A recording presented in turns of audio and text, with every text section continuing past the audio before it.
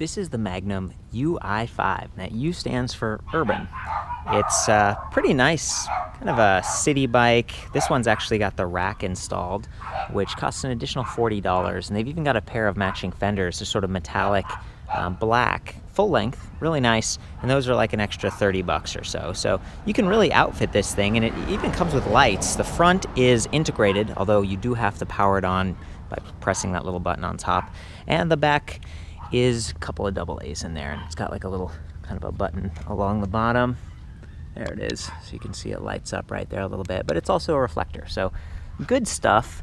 I really like the accessory package that they've put together here.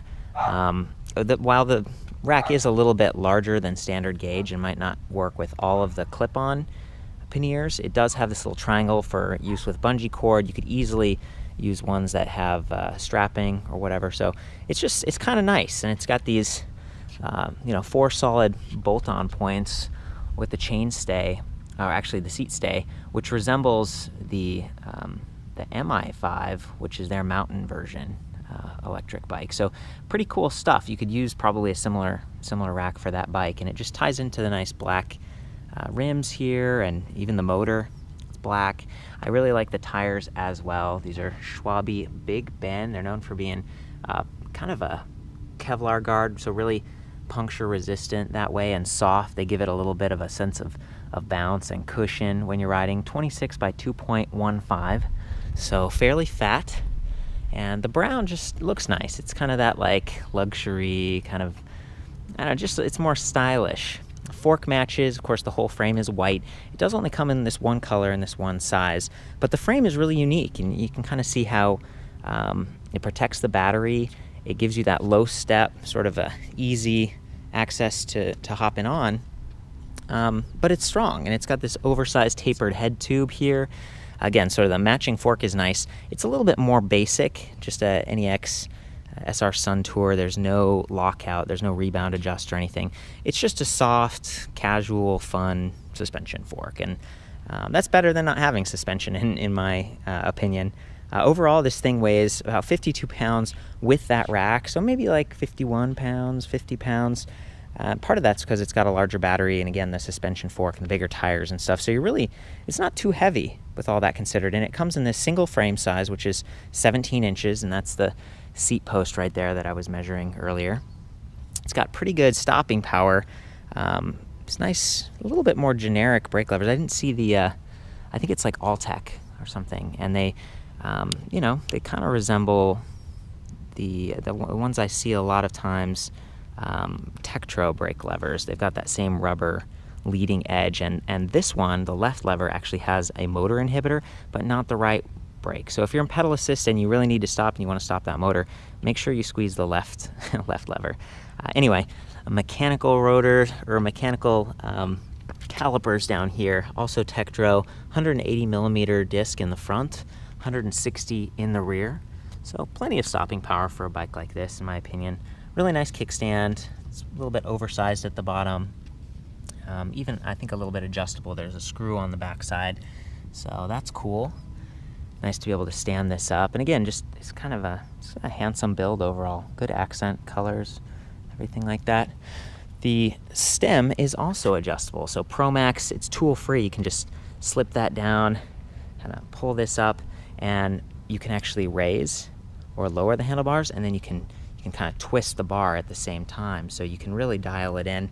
I tend to leave it a little bit more in this upright position because it gives you this heads-up view as you're riding. You're not leaning so far forward, your neck and back don't get sore. So I really like that. So, kind of generic grips here, but they are color matched, which is cool, and they feel pretty solid, though they aren't locking. So for urban riding, it's fine. And then I guess we've got our shifters over here. So this is a 7-speed bike. Got a fairly basic Shimano Tourney derailleur right here. Tourney's sort of the entry level, but it's still Shimano, decent stuff. Got the seven sprockets right here in the back, and then a single chainring right here with a nice metal bash guard. And that's going to help protect your pants a little bit, or your dress if they're kind of sloughing over this, while also protecting the teeth on that chainring from curb. So very cool. that way. Also a nice little slap guard over here and a quick disconnect for the rear motor if you need to take that off and do some maintenance. Definitely nice to have that quick release on the front wheel, and that's gonna, you know, shorten the bike a little bit and reduce some of the weight if you're transporting this in a car or trying to carry it upstairs or something. Definitely like to see that. And here is the cadence sensor. So as you pedal, this is one of the ways that the bike activates. Your crank arm passes, kind of spins this, like some magnets inside this plastic disc, and they pass a sensor down here, and that sends a signal that the motor should activate. So it's really just measuring that you're pedaling, and it sort of switches on and off at whatever level you've selected in the control systems up front. So I'll get to that right after I talk about the motor. This is an 8-fun, internally geared, rear-mounted, 350-watt hub motor.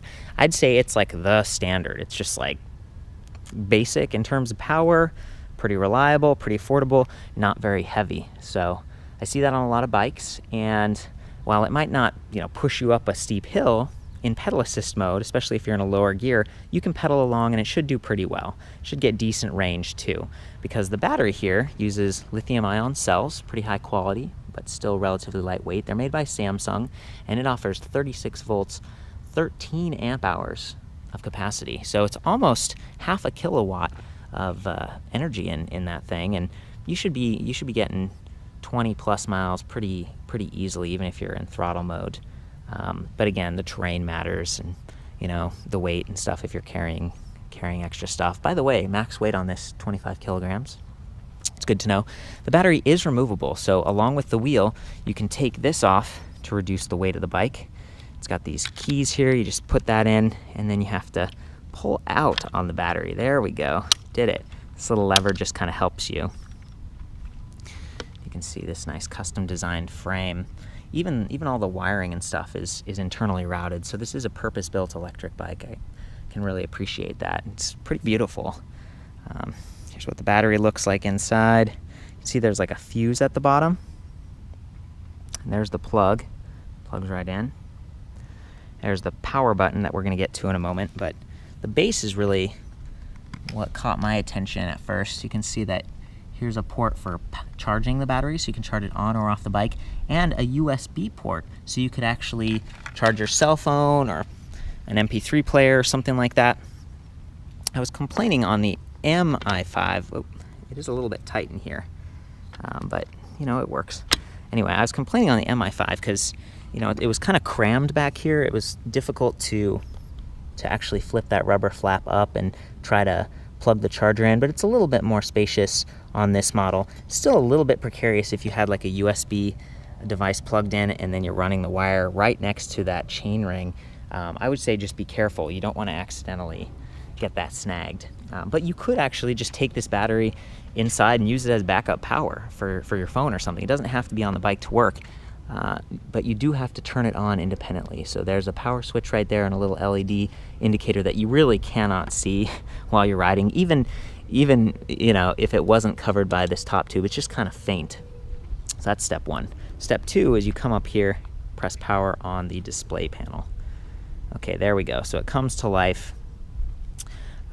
Looks pretty good. It's kind of generic. It's, you know, kind of modular here, and the wires are kept relatively clean, but the display panel is right next to the trigger throttle over here, so it's a little bit crowded, but the angle on this is better than the Ui5 I was looking at. On that bike, because it's a 21 speed, everything was kind of colliding a little bit, and they had the throttle on the right side.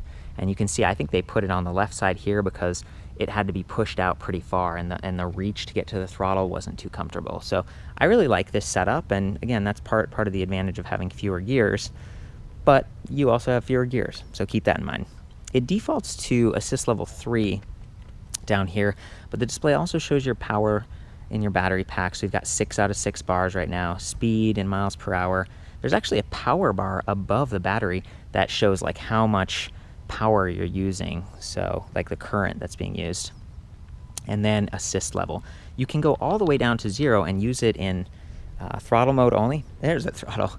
But when you do that, it's really weak. So the throttle power is actually capped by the level of assist that you're in. So if you go all the way up to 6, then you're getting all the power, okay? And it actually goes all the way around. So if I arrow up one more time, it's back to 0. So that's a quick way to get to the higher or lower settings.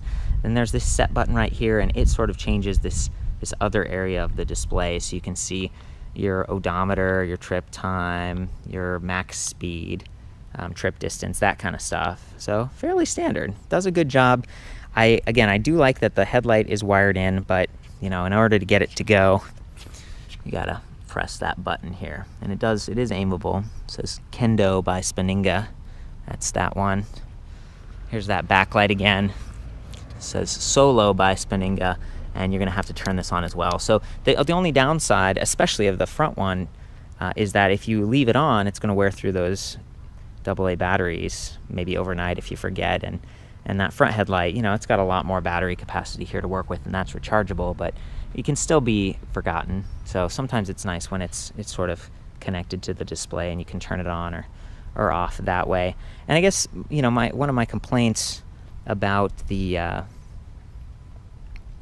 battery in general is that, you know, you can turn the bike off up here, but you're gonna have to remember to turn off the battery as well, or it's just gonna be kind of like sitting there primed and leaking a little bit of energy with those LED lights. So I don't know. Ounce pro wheel cranks, you know, kind of generic Welgo pedals, C127. They give you enough of traction for around town. They work all right. Promax seat post right here, 27.2 millimeters if you want to try to replace that with a thud buster or suspension. And then a Ui5 branded Soleil Royale saddle. It's really nice looking. Take the keys out. They do not have to be left in when riding, which is great. Get that kickstand going. And I'm just gonna start off, I think, in level 6 with the throttle mode to give you some idea of how powerful this thing can be. Okay, let's see, getting ready to do it.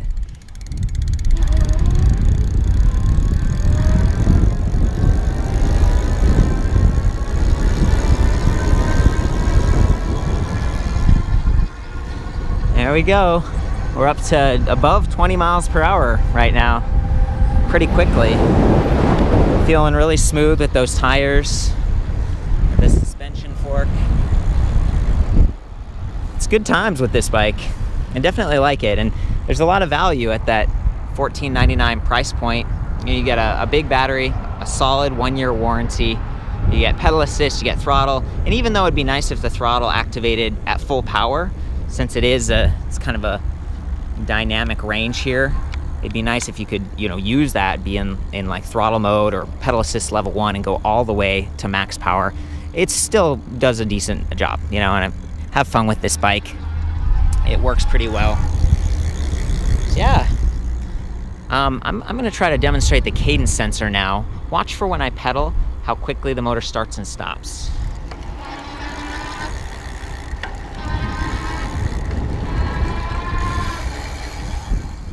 So you can see that it's fairly responsive. I'm not sure how many magnets are inside. It might be a 6 magnet, it might be a 12 magnet, but it's fairly compact. It's a little bit more tucked away than some of the older ones with the big magnets showing, and that means it's gonna get less debris and hopefully not kind of gunk up as much. So yeah, that's the Magnum Ui5. For the full write-up on this and other Magnum electric bikes, I'll see you back at electricbikereview.com.